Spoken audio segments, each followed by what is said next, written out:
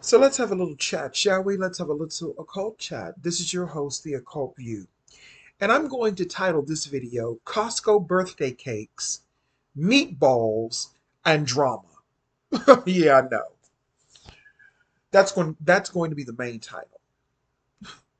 And all of this falls along the lines of human values and what you are willing to sacrifice in terms of your own human values. So let me tell you all a story that unfolded yesterday, but has been unfolding for a while. But it really unfolded yesterday, right? Um, Three girlfriends that I know, right? I'm just going to say that. I'm friends with one of them, and in the vernacular of just knowing each other in the neighborhood, we're friendly. In the vernacular of just being in the neighborhood and being neighbors, we're friendly in that vernacular. All right, in the neighborhood vernacular. But one of them, who I will call Cindy, I am friends with Cindy. We're going to call her Cindy. So let's have a conversation. Cindy is an older woman and she has mobility problems. So she asked me, would I ride with her to Costco's so she could pick up a cake for, I'm going to say, Roselle. We're going to call this other lady Roselle.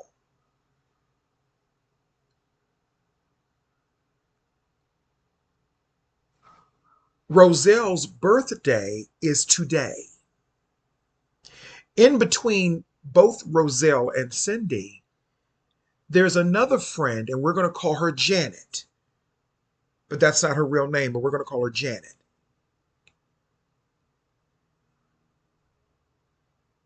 Janet, Cindy, and Roselle, they are all part of a committee. Like, let's just say a tenant committee.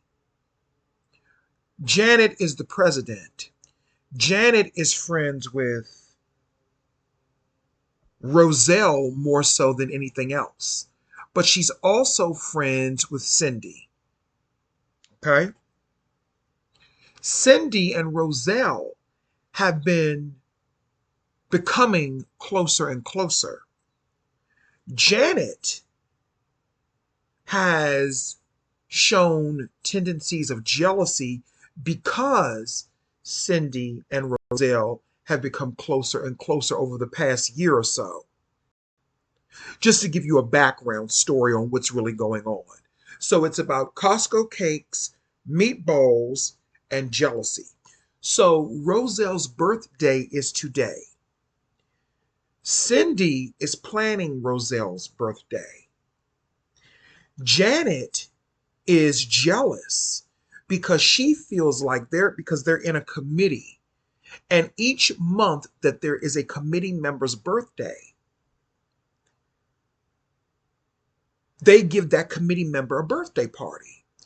Janet feels slighted because she feels like Cindy went all out to throw Roselle an extravagant birthday party. So yesterday, Cindy and I have no stake in this fight, Cindy and I went to pick up Roselle's birthday cake from Costco's. Beautiful birthday cake. I go into Costco's and get it because I'm strong and healthy and, you know, I'm going to say athletic. I'm not athletic really, but you know what I mean in the vernacular of, being able to move around and I'm limber. I can get around really well. You know what I'm saying? I have no mobility issues because I'm young and I'm strong and whatever the case may be. So I go in and get the birthday cake because it would take me a shorter period of time to get the cake and come back on out. But that's not what actually happened because Cindy asked me, she said, Seer, could you stop at the food court in Costco's and get me a hot dog and a soda? I said, sure. So I stood in line for fucking 30 minutes because she gave me cash. Instead of, you know how you use your bank card at the little side stations where they have the machines where you order your food that way on the computer, and you get a ticket, and when your food's ready, they will say 361. You know what I'm saying? She didn't do that. She gave me cash. So I went up to the cashier and got her hot dog, got her soda. I had to wait a little while, but then after I waited for about 30 fucking minutes, came on out, put the cake in the trunk, and we came on out of there. Okay. We get back to where we got back to. Cindy, I'm sorry, Roselle and Janet are sitting outside with frowns on their faces. Janet is upset. I spoke to Janet. I said, "Hey, Janet." She barely spoke. Then she spoke, and I said, "What's wrong with you?" And then she looked back at Roselle and said, "That B." She was mad because Roselle woke her up out of her sleep and asked her could she come downstairs, basically, to bring something to put the cake in, to bring it into the building. But that's not the real issue. So in the meantime,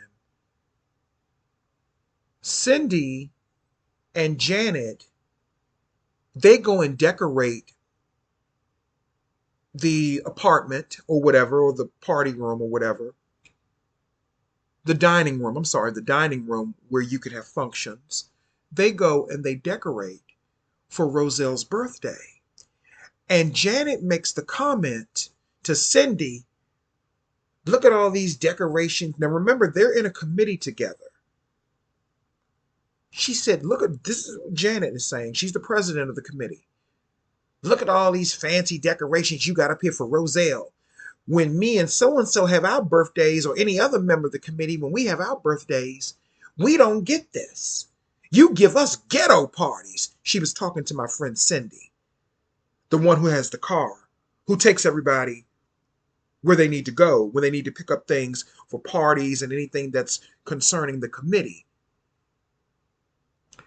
Cindy was furious. I wasn't down there when this happened, but she was furious.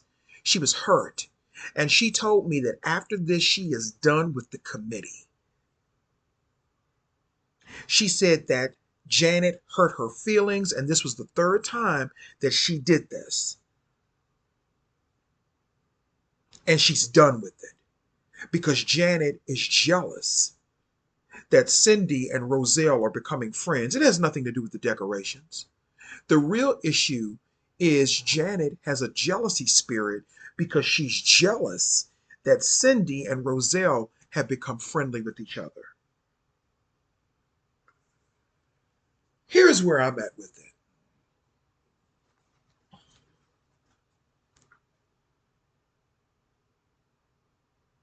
I told my friend Cindy, and we've had some really heated conversations about this. I told her, I said, first of all, you are a Taurus. You are a Taurus, and we're going to get into the zodiacs. Janet is a Cancer. Roselle is a Libra. Janet is the leader.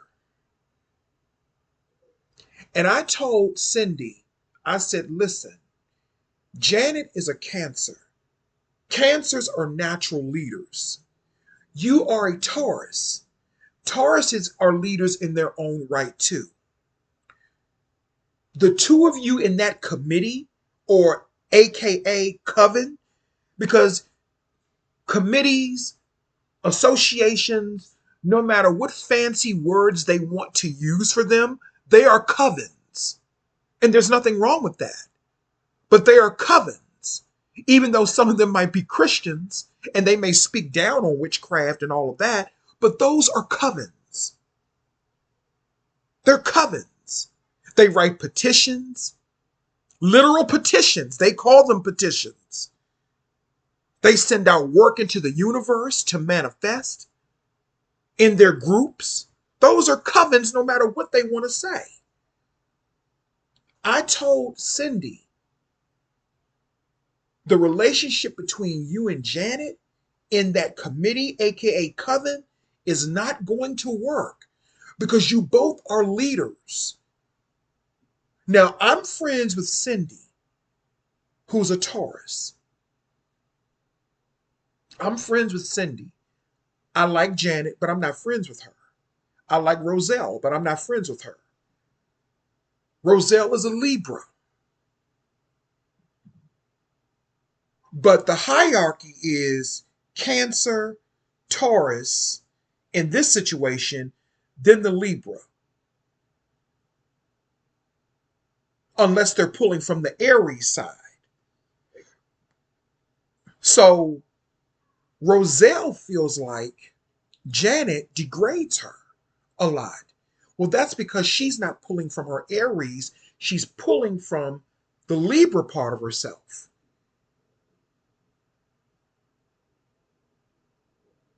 I told Cindy a long time ago that this relationship between her and Janet would not work. It would not work. Not as long as you're in the committee. You have to find something else to do. Why am I bringing this up? And what does this have to do with spirituality? Well, I'll tell you. People compromise their values to supplement their fetishes. And there are people that have a fetish for being in power.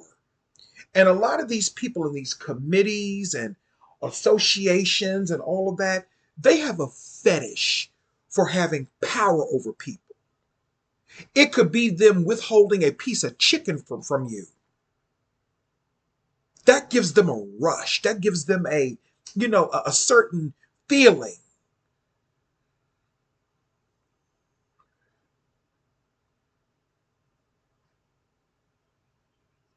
And I've told my friend Cindy, you are sacrificing your values.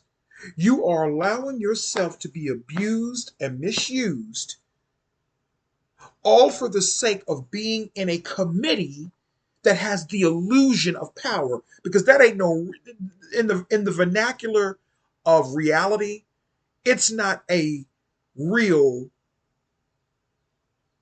committee per se. Let me just say that.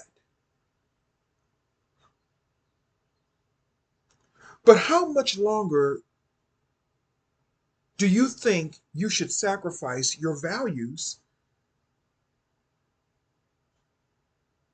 and yourself to be in a committee that is practically using you and abusing you?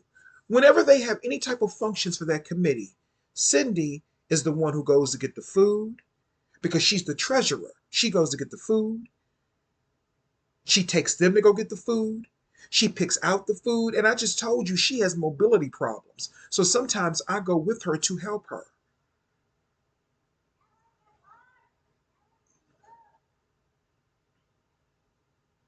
But as people, we oftentimes sacrifice our values for our fetishes.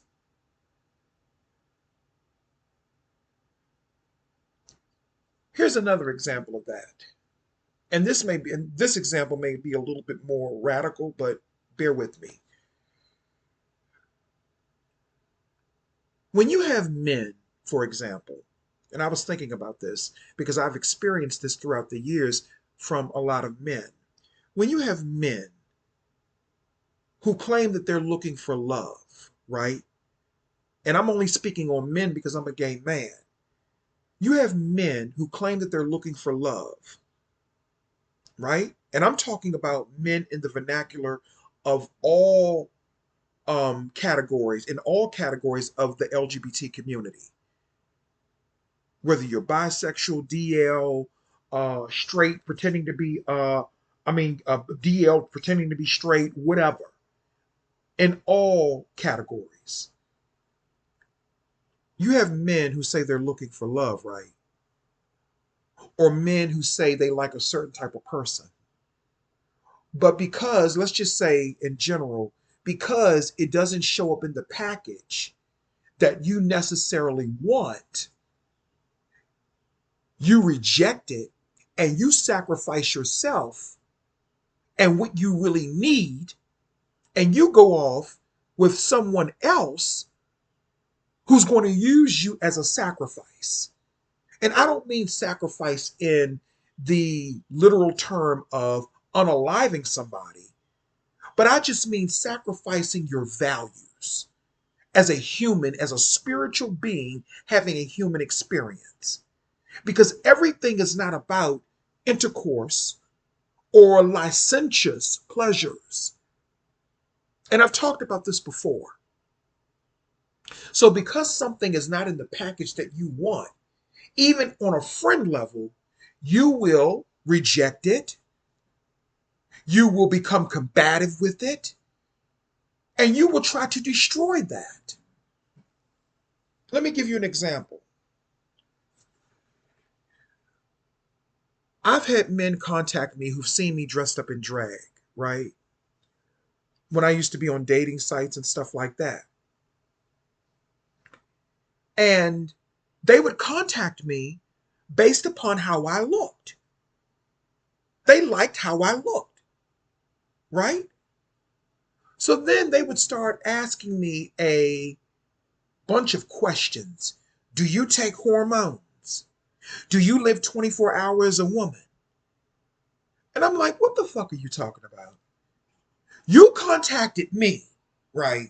You're contacting me. You're contacting me, and now you're trying to put and place judgments on me because I'm not what you want in the vernacular of femininity, but you contacted me. So because I don't take hormones, even though you contacted me based upon how I look, but because I don't take hormones, you have an issue with that? I don't need hormones. I got titties already, child. I'm chunky. I got man boobs already. So I don't need no fucking hormones. And men love them. Okay? Let's just be honest. I don't need hormones. I have the divine feminine backing me up. And I was listening to a spiritual coworker where she was talking about how some of these men prefer implants, breast implants, butt implants, and all of these fake things. And this is not being derogatory or discriminatory against anyone. I'm stating facts. I'm not speaking against anybody's personal choices, but I'm just talking facts. And more is coming out each day, not giving any medical advice as a disclaimer, but more and more is coming out each day as my spiritual coworker, as she was saying, how these implants and all of these fake devices and all of these fake things that are being inserted into the body is causing rotten and rotting meat and flesh and other health issues inside of the body. Not giving any medical advice. Those are facts. It's coming out more and more every day. That's why a lot of women are going and having those butt implants removed because they've been saying that it causes the vagina to have an odor to it. These are not my words. Go look it up. So, all of these men who claim that they're looking for love, they don't know the difference between I have values. No, you don't have values. You have a fetish. Just like the gay men who claim they're looking for love, but the person has to be this height, they have to be this weight, they got to have all of these muscles and stuff, which a lot of times it's fake. Here we go with steroids. And we know abuse of steroids causes a lot of problems health wise. Nobody just wants an average, regular person anymore because people are so obsessed with their fetishes, that they sacrifice their values. And that's the same case with the birthday cake, the meatballs, and the drama for this birthday party that's coming up today. In that committee, Janet, Roselle, and Cindy, they are prime examples of this.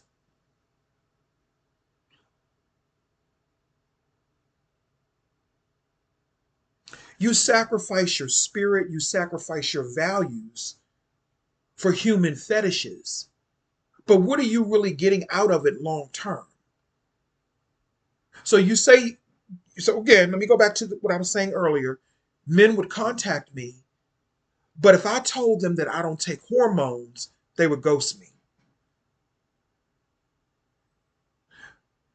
But Spirit said to me, you should be glad that those men ghosted you in the first place.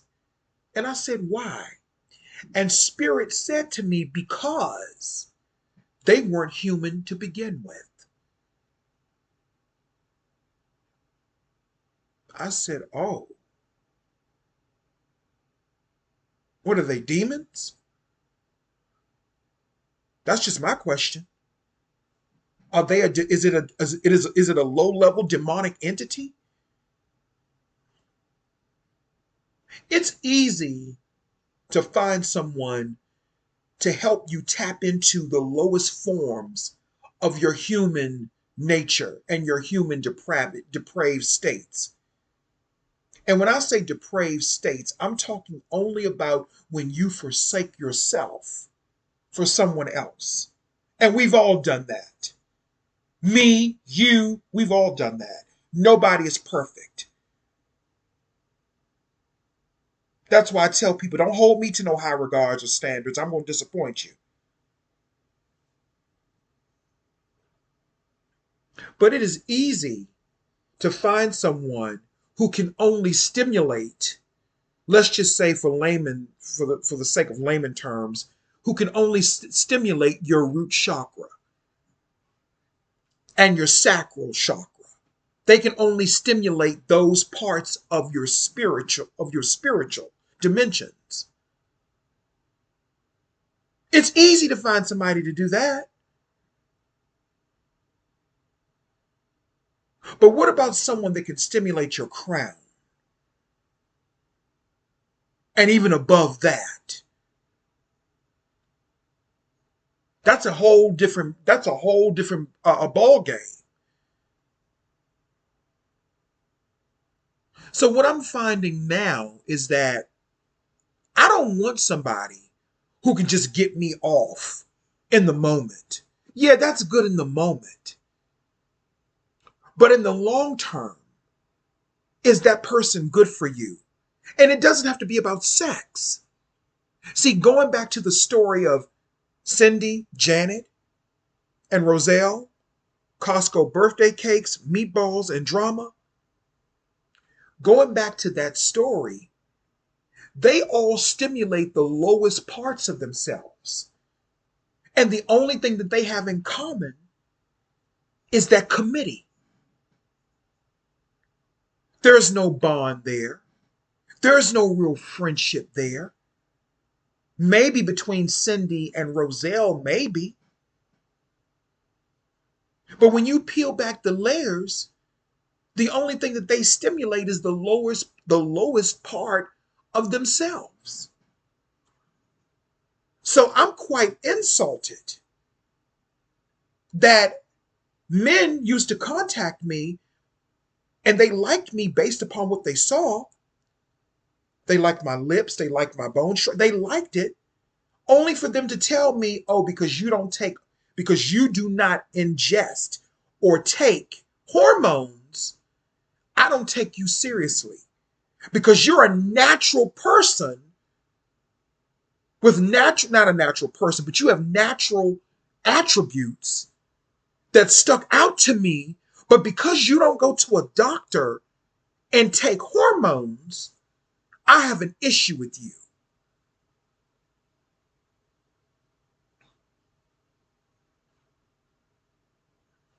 I have natural attributes, physical and spiritual, that cannot be supplemented by anything in a vial. And this is no disrespect to, you know, my trans brothers and sisters. It's not about that. It's about people and how they sacrifice their own values for their fetishes.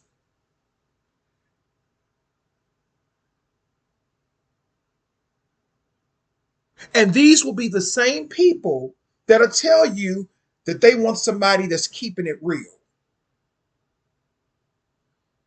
These will be the same people who will tell you, well, I'm just looking for love. But you just rejected someone because they don't take hormones. Or you just rejected someone because they're not short enough. Or you just rejected someone because they don't have an artificially implanted behind or butt.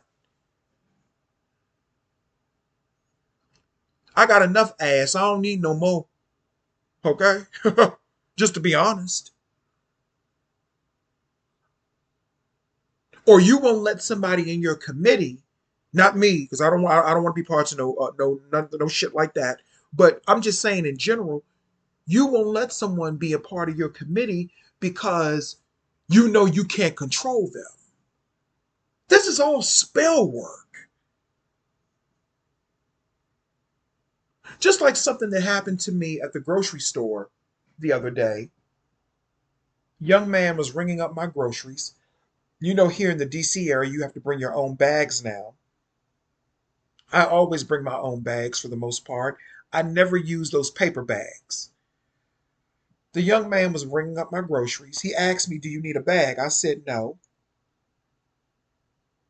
He proceeds to bag my stuff anyway. And I said to him, I said, oh no, I have my own bag. He looked at me and started taking my stuff out of the bag and aggressively putting it up on the counter, practically throwing it. He lucky none of that shit didn't hit me. That's spell work. So I said, okay, I'm going to do my spell work and I'm going to write up petitions.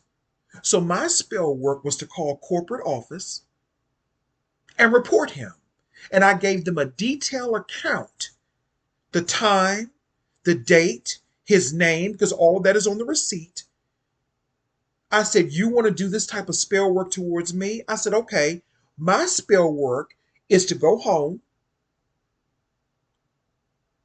and call your corporate office, give them your name, give them your information, and tell them in detail what you did.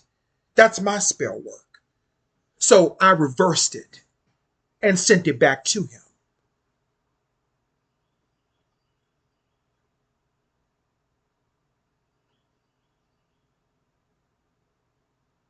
You see what I'm saying? All of this spell work that's being done, and we just let it slide, and we have to stop doing that.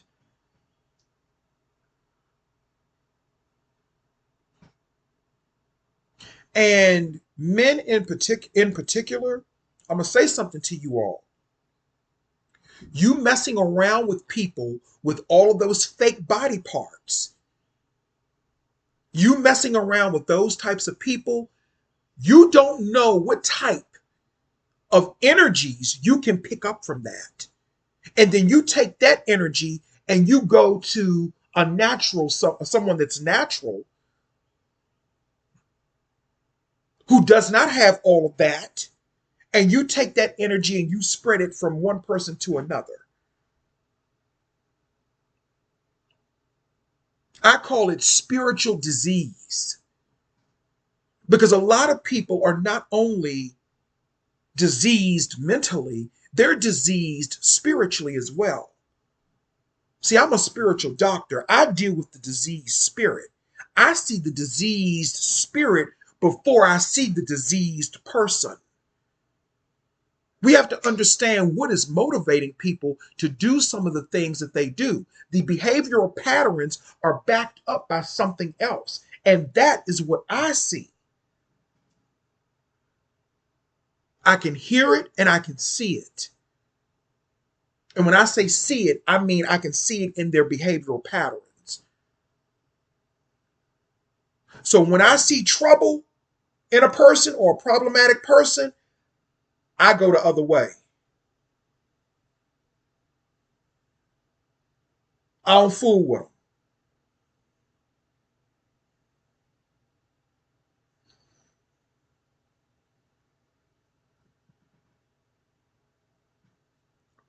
Birthday parties are that can be spell work.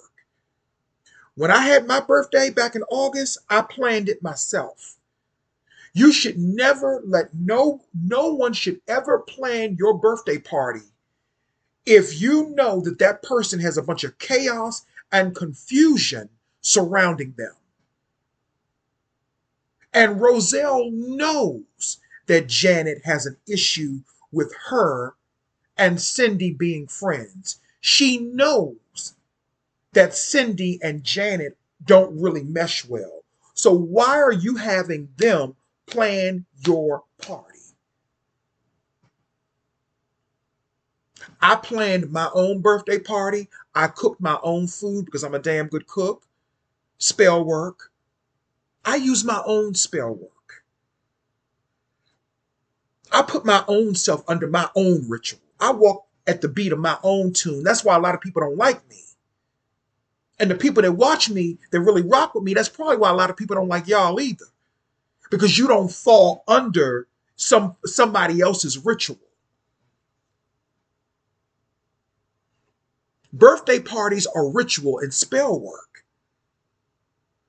And people don't understand that. You have to be careful who you allow to plan your birthday party because it requires a person planning your menu, certain color schemes, certain foods that they have to put their hands in or get it from someone else.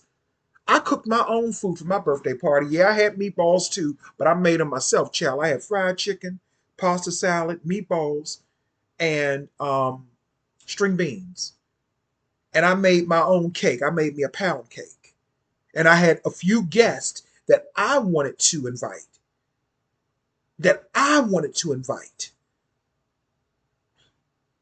So you got to be careful who you allow to manipulate and control things for you. And that is why Janet, Roselle, and Cindy are having the problems that they're having because Roselle is doing this under the energies of the committee. I want to talk about something. I'm done talking about that. Let me veer off to another topic right quick. Right quick. Remember when I was talking about the Menendez brothers and how they're bringing all of that back up?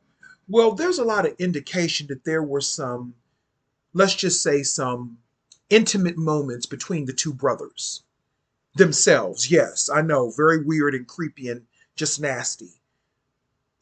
And it really made me start thinking again about ancient Rome and their practices, sexually.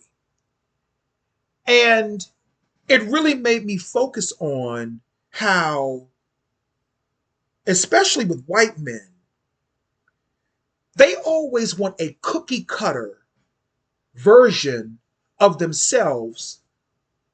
And I'm talking about gay white men who look like them, talk like them. They don't want the opposite. See, me, I don't want nobody to look like me, talk like me. I want the opposite. I want the total opposite of me, personality wise and everything. I don't want someone who's just like me. You know what I'm saying? I don't want somebody who looks like me. That's why I never liked that saying that, oh, he's going to marry someone like his mom, or oh, she's going to marry somebody like her dad. I don't like those sayings. I know some people don't have an issue with them. That's fine. I don't like them. Why would I want to marry somebody that looks like my father? I mean, come on, that's gross. That's gross. So when I look at all of the allegations that are being made about the Menendez brothers and their relationship between them, each other, the allegations, I'm going to say alleged, because I don't know if it's true or not, but it really makes sense as to why in the gay community, there is this narrative that you have to be muscular, everybody has to look the same. It's a cookie cutter type of energy. And that goes back to being, or how can I put this? That goes back to people saying that there's no individuality anymore. Everyone is supposed to look the same. Everyone's supposed to think the same. Everyone's supposed to be like this. Everyone's supposed to be like that. When the world has a rainbow of people that are in it. But if you don't fit the cookie cutter of what they want you to be, you get rejected, you get attacked, you get stalked, you get harassed, you get dehumanized, you get degraded, you get met with passive aggressive behaviors. And all of this coming from people sometimes who allege they're looking for love. If people would just love them, if people would just accept them. And I'm not talking about any sexual orientation, I'm talking about in general. But we have this Eric and Lyle Menendez story, two athletic young white men, brothers, who are being accused of messing around with each other. And then when I look at the world is copying that, especially in the gay community, among white men. And that's no disrespect or no shade to white men. I'm just telling you what I see. And no, let me say this as a disclaimer. You can be attracted to whatever you want to be attracted to. But when you sacrifice your spirit and your values to supplement your fetish, that's when the problem comes in. Me personally, I don't want no muscular dude. Muscular men have issues with spirit. A lot of them are diseased spiritually. They have beautiful bodies, beautiful physiques, nice abs. They probably got a nice, can do some things in the bedroom. But when you pull back the layers, their spirit is ugly. It's an ugly spirit. And not just them, it can be anybody. But I'm talking about supplementing your fetish and not supplementing your spirit and not supplementing your values as a person. I am not going to allow no jock to sit up in my house. Your muscles don't mean that much to me. My friend that I got here staying with me now, that's kind of sometimes my friend, sometimes he not. It depends on what day it is for me and him. He's not muscular. He's an average built person. And that's what I like. I prefer an average built person. You know, now this doesn't apply to every muscular guy, of course, but I'm just looking at it in a broader perspective. I look at some guys on YouTube who are muscular gay men, and I just listen to the things that come out of their mouths. Very nice bodies, but very ugly spirits. Very ugly soul, very ugly spirit. And I'm saying that in layman terms so people can understand what I'm saying. I mean, I know the spirit don't have a look. I'm just saying that to make the point of what I'm saying because it goes back to what I was talking about earlier about the Costco's birthday cake, the meatballs, and the drama for this birthday party. And my friend Cindy has a good heart. And the things that she does from the heart. Janet, not so much. That's an ugly spirit. That's a jealous spirit. When Janet first came into this, let's just say this neighborhood, she came in this neighborhood trying to be a bully.